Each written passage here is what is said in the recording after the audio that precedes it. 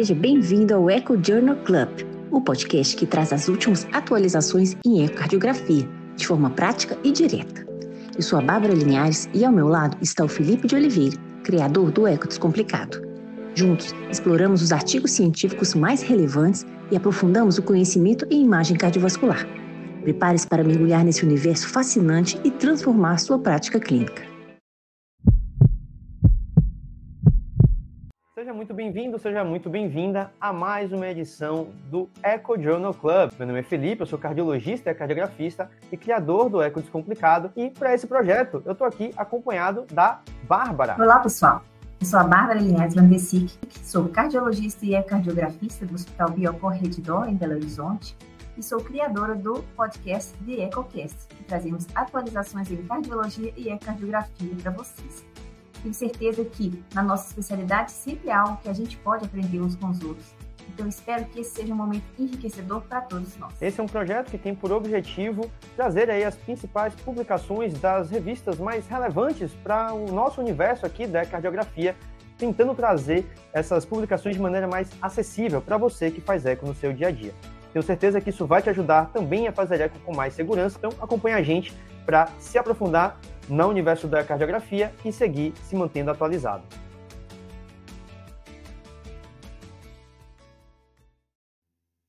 Então, Bárbara, conta pra gente o que foi que você preparou para a gente discutir nessa semana na nossa sessão do Echo Journal Club. Bem, essa semana eu vou trazer novidades sobre a TAV. Esse artigo da Sociedade Europeia de Cardiologia de 2025 fala sobre a avaliação do dano cardíaco em pacientes submetidos à TAV, ou seja, será que existe reversibilidade do dano cardíaco depois da TAV? Então, esse foi um estudo sobre a reversibilidade do dano cardíaco depois do implante da TAV e os resultados de curto prazo no mundo real. Bem, os objetivos do estudo, então, foram avaliar as alterações no estágio do dano cardíaco, a gente vai falar sobre dano cardíaco, em uma coorte do mundo real em pacientes submetidos à TAV. E o valor prognóstico dessa graduação do dano após o procedimento da TAV. Então, qual foi a metodologia do estudo? Foi uma população de 734 pacientes com estenose aórtica grave, uma idade média de aproximadamente 80 anos, 55% do sexo masculino e foi um período de 12 anos. E foi feita uma avaliação ecocardiográfica antes da TAV e 6 meses após a TAV. Num sistema de graduação de 5 estágios que eu vou falar em seguida. Então, foram feitas análises de regressão multivariadas e acompanhamento de mortalidade após 2 anos do procedimento. Existe um sistema de estadiamento do dano cardíaco, que eu acho que é a parte principal do trabalho. Ele quer mostrar que na estenose aórtica grave, naquele paciente que a gente pega no ambulatório, a gente pega no laboratório de ecocardiografia, os pacientes têm diferentes estágios de dano devido à estenose aórtica grave, estágios extravalvares. Então, o estágio 0 é considerado aquele paciente que tem estenose aórtica grave, mas não tem dano cardíaco. O estágio 1, a gente tem um dano cardíaco ao ventrículo esquerdo, ou seja, ou uma hipertrofia, ou uma fração de ejeção abaixo de 50%, ou uma relação E' acima de 14. Já no estágio 2, a gente tem danos ao lado esquerdo do coração, ou seja, aumento do volume do lado esquerdo acima de 34 ml por metro quadrado, ou lesão também à válvula mitral, ou seja, uma regurgitação mitral moderada é importante. No estágio 3, a gente já tem lesão por lado direito, ou seja, hipertensão pulmonar ou dano à válvula tricúspide. Então, pacientes vão apresentar uma pressão pulmonar sistólica da artéria pulmonar maior ou igual a 60, ou uma regurgitação tricúspide moderada é importante. E o estágio 4, que é o pior estágio daquele paciente, que a gente pode encontrar com estenose aórtica importante, é aquele paciente com disfunção do VD, ou seja, um TAPSE inferior a 17%. Então, a gente vai perceber O estudo mostra que a mortalidade, de acordo com o estágio desse dano cardíaco, a gente não pode esquecer esse dano cardíaco, é obviamente proporcional à gravidade, ao estágio.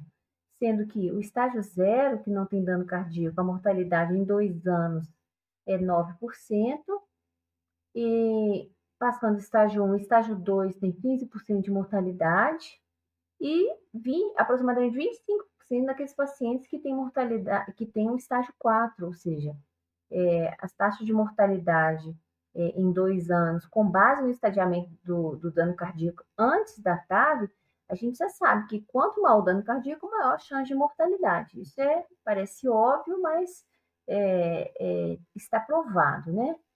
Então, essa é uma mortalidade, essa figura 3 do trabalho é uma curva de sobrevida do Kaplan-Meier para todas as causas de mortalidade, né? Ela apresenta as duas curvas mostrando a sobrevida livre de morte por todas as causas em até 24 meses, são 2 anos. De acordo com o estágio do dano. À esquerda, na letra A, a gente vê começando pelo baseline, que é no momento basal antes da TAV. E à direita, após 6 meses da TAV. E a gente percebe que a mortalidade em 2 anos, obviamente, aumenta progressivamente com a gravidade do dano cardíaco.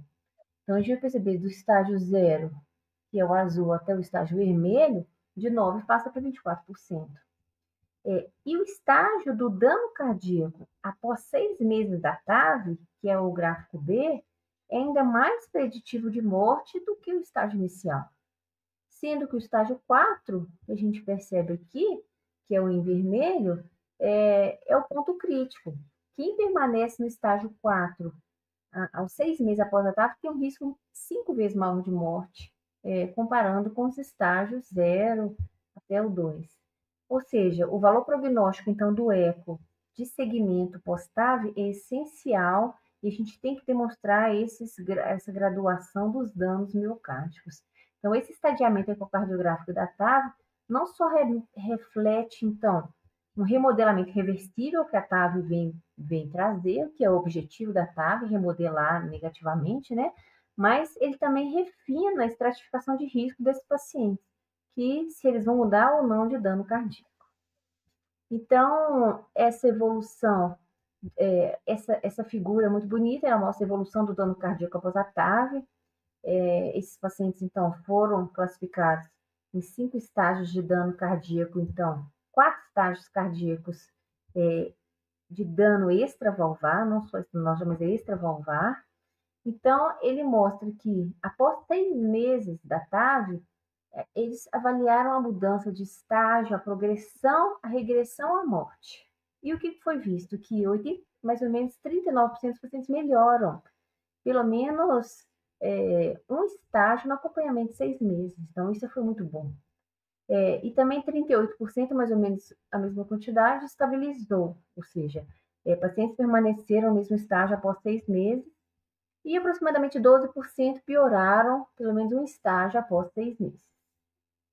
Bem, qual que é o valor prognóstico, então, desse dano cardíaco? Bem, o estágio, então, do dano cardíaco, a gente fazia aquela estratificação de 0 a 4 antes da TAV, então foi preditor independente de mortalidade. E o estágio aos 6 meses após a TAV também foi preditor de mortalidade, né? Então, isso tudo conta a nossa avaliação como ecocardiografista e mostrar isso para o clínico, a gravidade que o paciente está no dano cardíaco na estenose aórtica grave. A evolução do dano também é importante, ou seja, a piora do dano cardíaco após a TAV foi associada a maior risco de morte ainda em comparação com a melhora. E a prevalência do dano cardíaco foi quase universal na população estudada desses pacientes com estenose aórtica grave, ou seja, só 4% dos pacientes nesse estudo não tiveram dano cardíaco antes da TAV. E por que isso? O estudo fala, então, que pode estar relacionado ao encaminhamento relativamente tardio para o tratamento para TAV. Atualmente, as diretrizes atuais recomendam a substituição da válvula aórtica apenas em pacientes sintomáticos ou com disfunção sistólica do VE, mas esses marcadores podem, por este estudo, estarem tardios, e que, nesse caso, o remodelamento cardíaco irreversível já pode estar presente em estágios mais precoces, mesmo antes do aparecimento de sintomas. Então, essa tabela 3 do estudo mostra os fatores associados à mortalidade por todas as causas em 2 anos após a TAV, não só a estenose aórtica, com base em modelos de regressão, então, multivariadas. Então, o objetivo da tabela foi identificar, então, quais variáveis são independentemente associadas à mortalidade em 2 anos após a TAV. Esse modelo 1 considerou os critérios ele levou em consideração o Euroscore 2, a TAV precoce versus a TAV tardia, o estágio do dano cardíaco na avaliação basal e o estágio após 6 meses. E foi visto, vocês podem perceber aqui nos valores estatisticamente significantes, que a TAV precoce reduz a mortalidade pela metade. Em relação ao Euroscore, não foi estatisticamente significativo, vocês podem perceber. E em relação ao estadiamento basal, cada aumento de estágio ao início está associado a 32% mais do risco de mortalidade. Então, foram feitos modelos, incluindo também aqui no modelo 3, analisa, então, a evolução do estadiamento entre o estágio basal e a avaliação após 6 meses, e pacientes que pioraram o estágio do dano cardíaco após 6 meses tiveram um risco de morte de quase 4 vezes. Já era, obviamente, esperado, né? Mas a gente percebe que esses dados mostram que a TAV precoce, talvez, o procedimento precoce teve associação consistente com menor mortalidade, né? E que o dano cardíaco importa, né? E que a melhora do estágio cardíaco talvez, provavelmente, quer dizer, está relacionada a menor mortalidade. Então, qual que é a conclusão do estudo?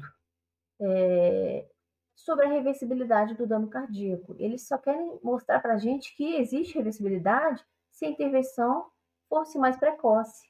Então, se a TAV fosse considerada antes que ocorra a disfunção do VD, que é o estágio 4, esse dano pode não ser irreversível.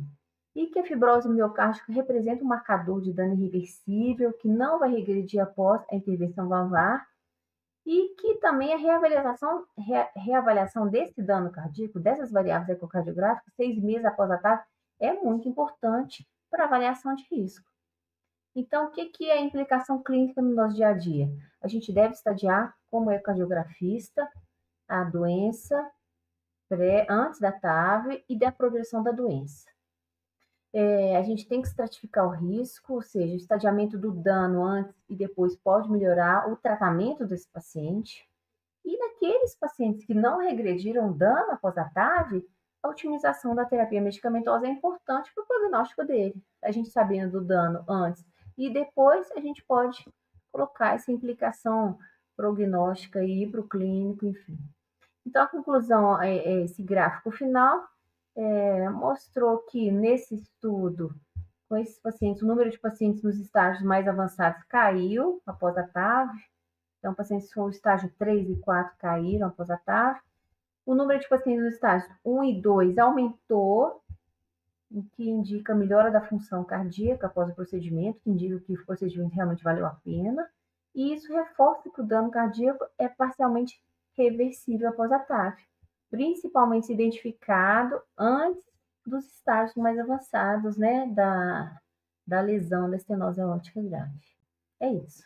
Muito legal, Bárbara, mostrando o impacto revolucionário que teve essa terapia, né? A terapia realmente transcatéter da válvula aórtica trouxe um grande impacto na sobrevida desses pacientes, e esse é um trabalho que reforça isso, olhando agora a ótica do dano extravalvar cardíaco, né, descrito lá por Felipe Generoso já há alguns anos, acho que foi em 2017 que ele descreveu essa classificação baseada em dano, e me lembra muito de um trabalho que a gente já discutiu aqui, né, em que a gente falava um pouquinho sobre como o dano cardíaco, nem todo ele é decorrente da válvula, né, da valvopatia em si. A gente tem esse dano extravalvar acontecendo em pacientes com estenose aórtica discreta, então nem tudo é da válvula, mas independente de ser ou não da válvula, quando ele está presente, ele traz um pior prognóstico e, sim, é uma estratégia, né, se pautar nele para definir, talvez, refinar nossa seleção de pacientes, talvez seja uma estratégia interessante, que é o que propõe esse trabalho, mostrando como a gente não deve se restringir só à descrição da válvula quando a gente está fazendo o exame,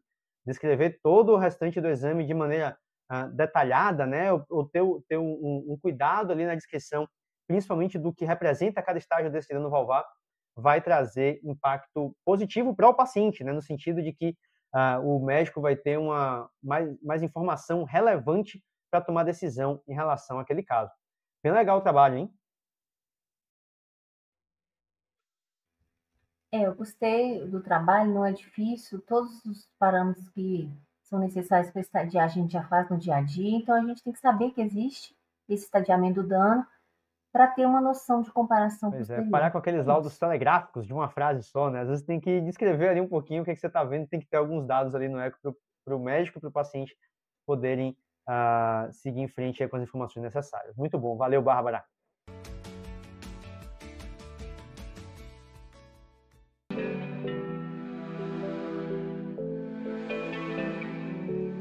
Obrigada por nos acompanhar no Eco Journal Club. Não se esqueça de seguir o canal do Eco Descomplicado no YouTube e acompanhar nossos episódios nas principais plataformas de áudio como Spotify e Apple Podcasts. Assim, você não perde nenhuma atualização sobre o mundo da ecocardiografia. Até o próximo episódio.